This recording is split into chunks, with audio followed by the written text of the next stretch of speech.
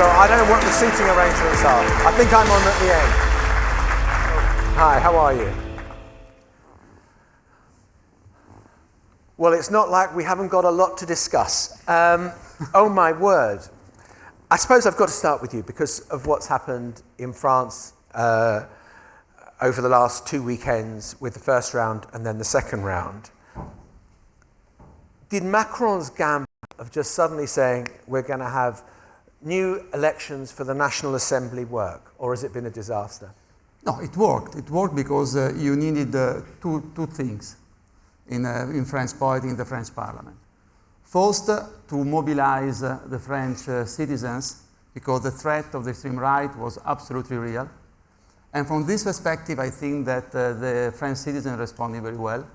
Very high turnout, the highest since the election of François Mitterrand in 1981. And I might sound naive or idealistic, but they won on values. They won because they understood that each generation must do its own battle to keep the values, the civil rights that we have, and to promote other civil rights. And the threat against the fundamental Republican values with Le Pen was too high. I mean, look at the debate, what they wanted to do with the binationals. Basically, if you have Franco something, you couldn't have access to some post in the public service, which was clearly anti-Muslim, because they say binational, but it was against the Franco-Muslim. So that's the first point. And on this, the bet was won. The second, it is the National Assembly was blocked since 2022 because there was a relative majority and because neither on the right nor on the left, they wanted to cooperate to provide solutions to the European system. Now we have to see whether in this new context there will be adults in the hemicycle or two rugby teams. So I was the BBC's Paris correspondent in 2002 when Jospin failed to get into the second round of the presidential election, and suddenly it was Jean-Marie Le Pen versus Chirac. And that was the first time that people sat up and thought, my God, the National Front or the Rassemblement National as they are now are a political force. And we have seen over the space of 20 years the populist right growing more popular. I mean, Matteo, I wonder, we've got Giorgia Meloni now in Italy. Is the populist right here to stay? First of all, thank you so much, because for me that is a very good day. Is the first day I joined to Tony Blair Institute and I became colleague of Sana and a lot of people, so I'm so excited. I think I'm here as expert of chaos because I'm expert of Italian politics. And you can imagine, really, populism of far right is present everywhere.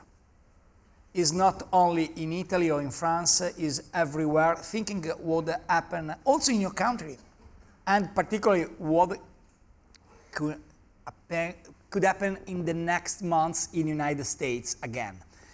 My opinion is that, first, we have a problem with the spending power. The working class is in crisis, and the middle class is out of the game in the day-by-day life. That is the first problem who create a good climate, a good environment for populism of far right. Second point, I think Tony explains very well in the article Sunday in the Sunday Times and also this morning. If we don't accept the challenge of fight against criminality, in 1997 New Labour won with a message very clear, order and law. But if we, from left, we don't accept the idea to fight against criminality and the sentiment of fear of the poor people, of the middle class, in terms of have a strategy against criminality, I think we don't win and we open the doors to the far-right populism. The third and the last, I think we have a cultural problem around the world. And that is a cultural problem always in the universities in USA. This is a problem we have in the debate, also in our discussion academic world, because without discover again the sentiment, the sense of the meaning of the word culture and identity, who is not against the future, is the route to accept the challenge of the future.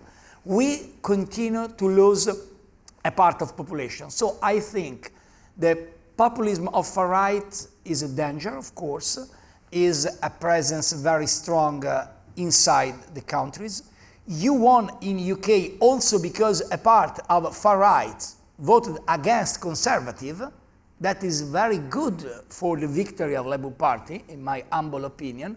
We in Italy, we lost because the fight was supported from the division of the left, so it depends from the single institutional instruments. But the real point is if you accept to have an idea of the future as an idea of hope and optimism. That is the point. And that is the point for which I'm so happy to be part of Tony Blair Institute, because it's the only place around the world in which the future is not only a source of preoccupation, of fear. The future is the most important challenge and the most important ally we have if we believe to be progressists. If we are progressists, we believe in the progress and we believe in the future. That is the problem of far right understand and left doesn't understand now. That is the problem. Sanna, is it the same issues in Finland that are kind of the drivers of populism, or are there different issues that are taking place there? Well, I do agree with Matteo that we are seeing the rise of far right or extreme right everywhere in Europe and actually everywhere in democratic world. But it's not a new phenomenon. If we look at Europe's history for the past 100 years, there have been always populistic movements, there have been extreme right parties, movements even much, much worse than what we are witnessing right now. So it's not a new phenomenon. And it actually grows from the same roots: fear of people, fear of change, resentment of government, resentment of power or the so-called elite. People feel frustrated when their everyday lives are not seen or heard, when they see that there is injustice in the societies. And populistic movements, far-right parties, they are taking these feelings of fear and resentment and using those feelings for their own benefit to gain popularity and support in elections in democratic countries. I'm very happy, of course, of the massive win of Labour Party here in UK. It is a victory for sense, it is a victory for reason. I'm also very relieved of the French elections that were just in this couple of days. It was a relief, but it will also mean, I think, difficult negotiations to form a government, but still the far right didn't win. And now we're all looking, of course, to the US elections, what will happen there. And let's face it, it could all go terribly wrong, and the whole world will feel the pain of the possible win of Donald Trump. So it will pose a threat, I think, to all of Europe, and we should really also look at our own backyard and try to figure it out. How will we face this new kind of populistic movements and the upcoming of possible second presidency of Donald Trump? Yeah, so, I mean, let me ask, because you raise a really interesting point about the sense that the elites are out of touch and the people are being left behind and they've got no sense of power. Do you think conventional politics, you three, conventional politicians, are sort of partly responsible for not recognising people's concerns over standard of living, over, inflation, over immigration, the issues that seem to have been the drivers of this populist movement? I mean, I'll ask each of you if you go, Sam. Well, if I will start, we had an election in Finland just over a year ago. The Social Democrats, we were in power before I held the Prime Minister's seat. We also won the elections. We gained support. We gained more seats, but not enough. The opposition won. They just by margins. In Finland, we are talking about 0.7% of difference in winning elections, so not like massive differences like here in the UK. So the Conservative Party, they were the first one to enter the finishing line, and then the populistic, or you would say far-right party, the True Finns, and they formed a government. We were the third, but still we gained support. And when we look at the last period of election period, what we did, we managed COVID, I think, well, even though it was hard for everybody. I think we managed okay. The war in Ukraine, enter to NATO, we met all of those crises that everybody else here in Europe also met. And at the same time, we were able to actually fulfill 98% of our governmental program. The lowest unemployment rate. We had problems with our economy, but still many of those meters were going to the right direction. And people weren't actually, I don't think that they were so frustrated of the government because we gained popularity of over 60% up until the end. But one of our coalition partners said before the elections that they wouldn't partner with us anymore, so we couldn't form a majority coalition. And in Finland, we always have coalition governments, so you need many parties within a government to form majority government. But we fulfilled 98% of our governmental program, and we did a bunch of big reforms, which I'm very proud of. So I wouldn't say that it was like reaction towards not being satisfied with the work that the previous government did, but we did loss within the margins of, I think, 0.9% or something. Yeah, and Matteo, you said you know the problem in Italy was that the left was split, and that's how Giorgia Meloni ends up being prime minister. But she did tap into that discontent that was felt among certain sections of the population that they had been left behind. It's very complicated to discuss about populism in Italy because if you consider populism as a startup, Italy is a Silicon Valley. We saw in the last 30 years the first Berlusconi, five-star movement, Lega Nord, an unbelievable number of different populists and populisms. I think three very brief points. First, we live, particularly in Italy, at the problem of populism also because as politicians we need a timeline, a vision, an horizon, and we are in the middle of a day-by-day election with the election on Twitter, Instagram. There is not vote, there is like. And the politicians think about day by day, about the last point is I have a tweet 2 hours ago and I have less like than the past. That is a problem. We destroy the credibility of a project and a vision. Second point, we have a problem in Italy, particularly with the question of migration. Please, nobody believe the truth. The truth in Italy, we have the immigration problem, not migration, in terms of numbers. If you consider not artificial intelligence, natural intelligence, and you look at the numbers, you know the problem is the young guys, the young girls who left Italy, study in Italy, and then they come to London, they come to USA and the rest of the world, and that problem is impossible to clarify without a different of narrative, and that is we cannot continue in this point, but is a second point. The third for me is Europe. I'm great fan of Europe. I love Europe. I dream United States of Europe. But when I listen, Tony told about 16,000 engineering who have to stay in Singapore, city-state. I think probably we have to fire 60,000 people in Brussels, bureaucrats in Brussels, and hires. Okay, sorry, you remember Parliament, but 60,000. Because it's unbelievable the red tape of bureaucracy we have today in Europe. Europe was a dream. Europe was the most great achievement of the history of the 20th century, in my opinion. Now Europe risks to become a museum, a green museum, and not a lab. And particularly after this morning, with the great approach of future, I think we have a problem for populism because Europe is a place of the past and not the future. That is one of our problems. Do you agree with that? Do you understand my poor life for 4 years and a half in the cabinet with this prime minister as Europe minister? I mean, so The best job around the world, please. I hope you're sympathetic with me. I'm very sympathetic. Go I on. think that you were asking about Italy, Finland, and France perspective. From the France perspective, there are three main problems. The first, that France thinks still of itself as a big power, a major power.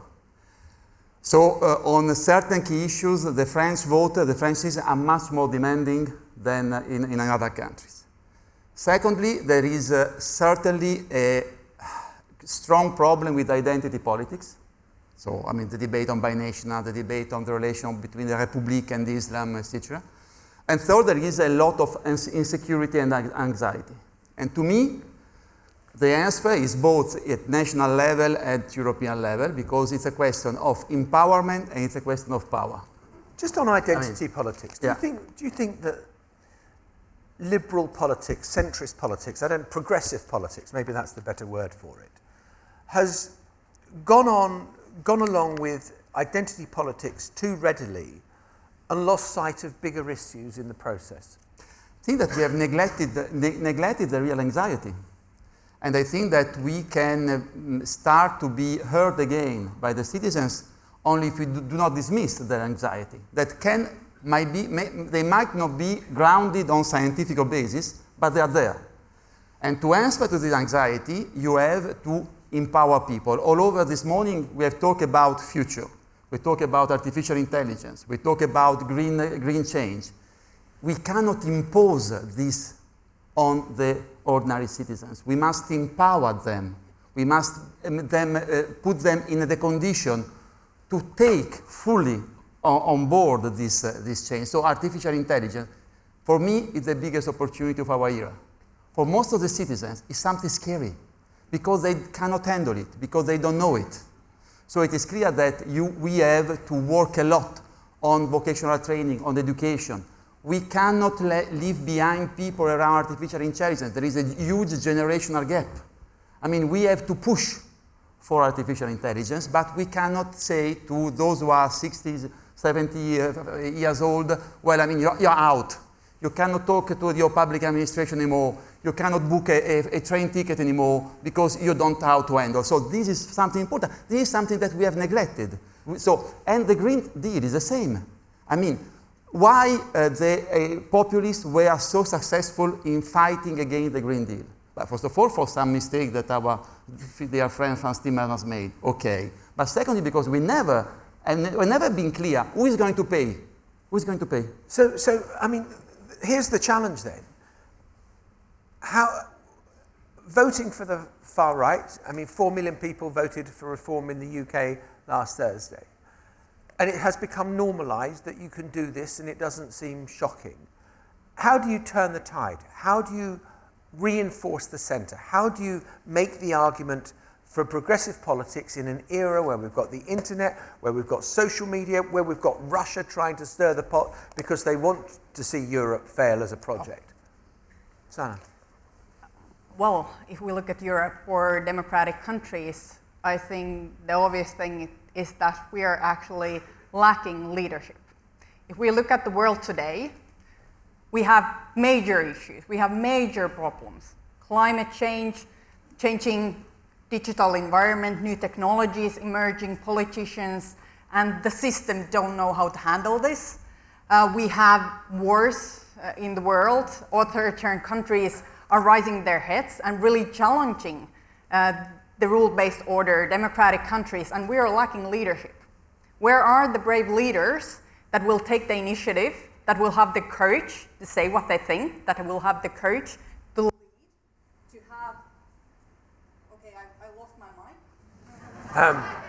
mic. We'll come back to your point. Matteo, you pick it up because a hand mic is coming out. Go on. Matteo, you just pick that point up. Oh no, we've got a hand mic. There we are. We're on first. It must be Russia, I think. They shut my mic up.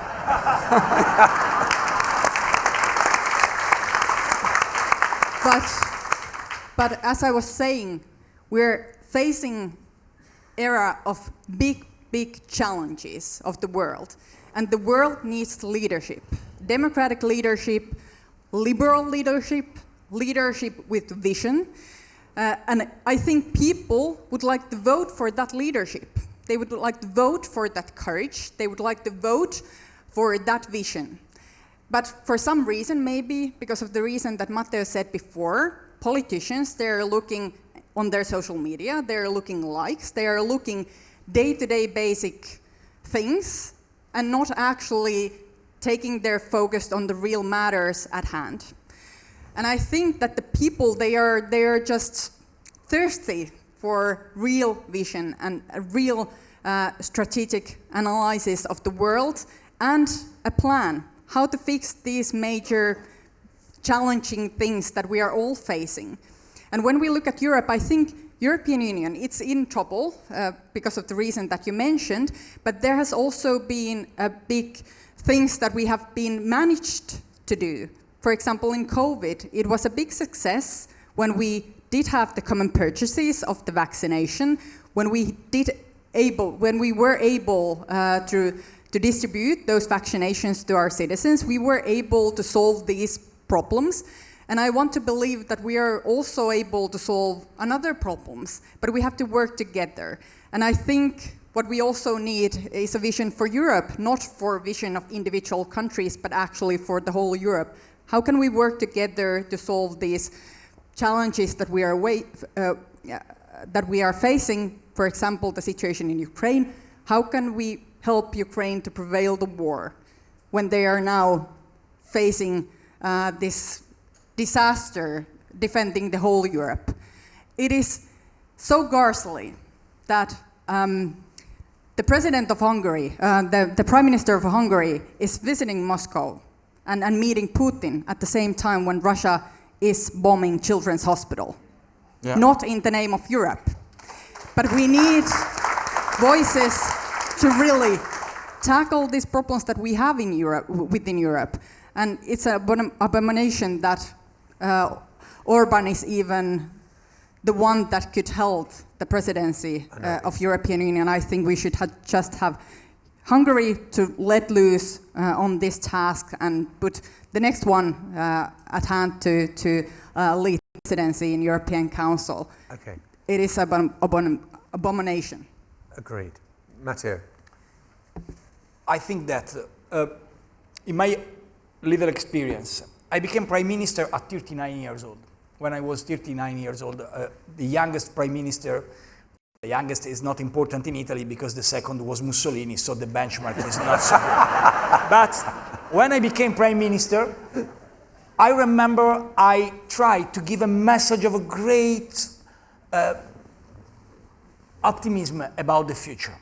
And with this approach, we delivered a lot of reforms, maybe too much. We did a great job, but we lost the confidence, particularly of my generation, because we gave a message maybe too superficial about how future could be good, particularly when the people have some difficulties. So, my question about the future is that we have to combine together a great vision as the great approach we can do in the next 10 years, but at the same time, to don't forget never the difficulties of the people, particularly of the new generation, because we have an expectation of life. This morning you explained very well, unbelievable, in UK from 68 to 81 years old, and we have a new generation. We risk to lose the new generation in the isolation and the solitude.